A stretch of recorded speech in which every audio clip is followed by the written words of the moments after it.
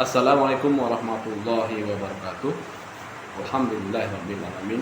Wassalatu wassalamu ala asrafil anbiya'i wal mursalin wa ala alihi washabihi ajmain. Kembali kita bertemu. Kali ini kita akan membahas tentang kemerdekaan. Hari ini kita masyarakat di seluruh tanah air merayakan kemerdekaan yang ke-76 tahun dengan kondisi pandemi COVID-19 yang masih belum bisa diselesaikan di negeri ini. Kemudian kita akan membicarakan apa sebenarnya kemerdekaan yang hakiki menurut Islam, dan pada hari ini apakah negeri kita ini sudah benar-benar merdeka kalau kita lihat dari berbagai aspek. Baik, kita akan melihat dari aspek yang pertama, yaitu kemandirian dalam segi politik. Kebebasan itu bisa kita maknai secara umum ketika kita itu bebas dalam mengatur urusan dalam negeri ataupun urusan luar negeri. Nah, kita melihat fakta di negeri ini, aktivitas politik di negeri ini masih didominasi oleh kekuatan-kekuatan asing.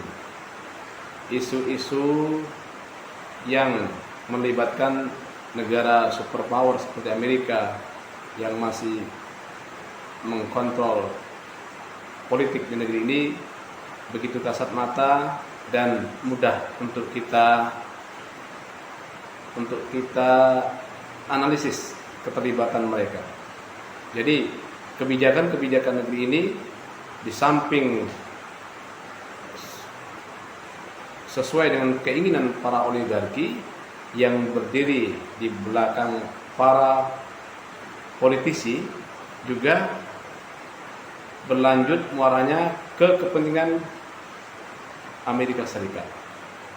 Itu dari sisi kemandirian secara politik.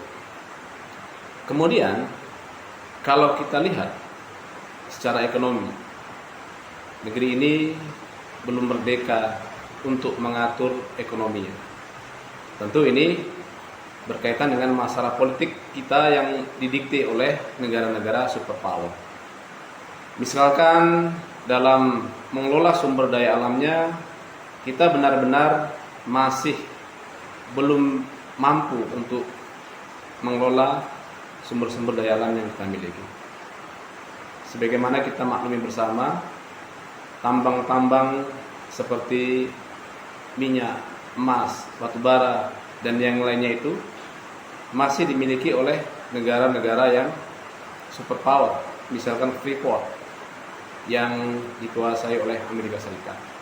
Tentu ini berkaitan dengan politik yang masih mereka kuasai, sehingga ekonominya juga mereka kuasai. Kalau kita lihat konstelasi politik internasional, maka Amerika, kemudian Cina, dan negeri-negeri yang lain itu berupaya berbagi-bagi kekuasaan tambang di negeri kita yang memang kaya dengan sumber-sumber daya alam. Kita lihat peta tambang yang ada di Indonesia. Yang nampak hanyalah bendera-bendera asing, sedangkan bendera merah putih itu hanya beberapa. Padahal kita adalah pemilik sah negeri ini. Namun mengapa sumber-sumber ekonomi, yakni berupa tambang-tambang yang begitu luar biasa, penghasilannya itu tidak dikuasai oleh bangsa sendiri? Ini tidak lain adalah karena politik negeri kita ini masih disetir oleh negara-negara adik kuasa. Kemudian sumber daya alam yang lain, misalkan seperti perkebunan-perkebunan. Kita masih melihat begitu banyak perkebunan-perkebunan di negeri ini yang dikuasai oleh asing dengan atas nama PMA, penanaman modal asing. Nah, hampir di sepanjang Sumatera, Jawa, Kalimantan, kita melihat begitu banyak perkebunan kelapa sawit yang tidak lain dimiliki oleh asing.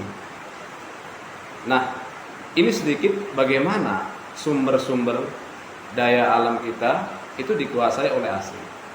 Lantas ketika sumber-sumber sebagai pemasukan untuk berjalannya negara itu dikuasai oleh asing, tentu umat atau masyarakat Indonesia akan mengalami kesulitan dalam ekonomi.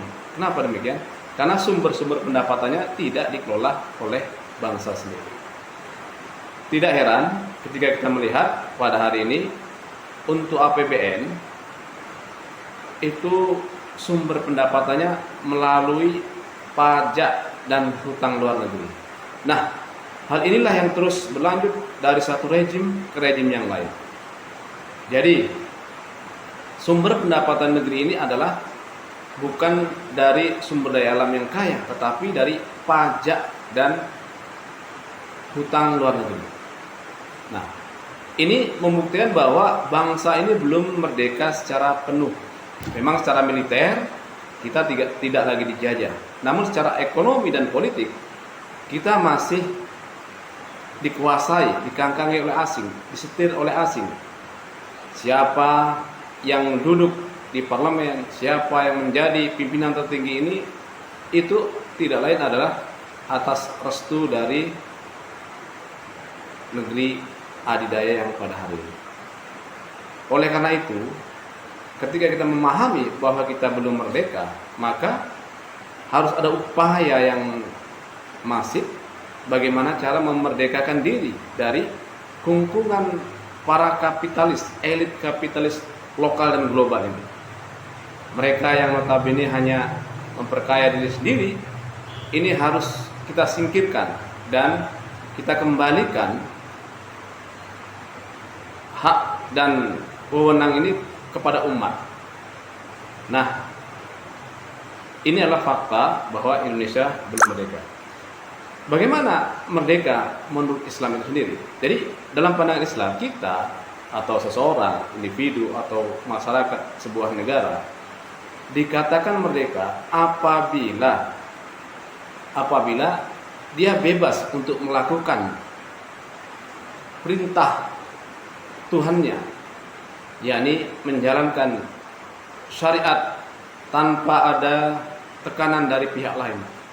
Kemudian bebas dari sistem-sistem lain sehingga kita bisa menerapkan Islam secara kafah, totaliter. Nah, itulah baru kita dikatakan merdeka.